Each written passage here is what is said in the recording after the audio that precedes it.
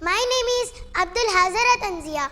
I am studying in 4th class. Now I am telling about the future of religion is depend on religious scholars and the learned.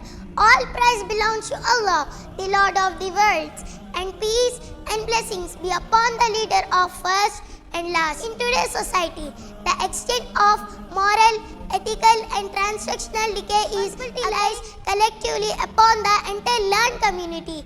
As esteemed, the Islamic thinker Maulana Sayyid Abul Hasan Ali Hassani Nadwi aptly stated, the position of scholars and the allied within a nation and society is akin to the role of the heart within the human body. The correction or integrity of the scholars directly affects the entire nation and society, just as health or disease of the heart impacts the entire body. This responsibility does not belong to a single group or specific institution. It is a collective duty of all knowledgeable individuals.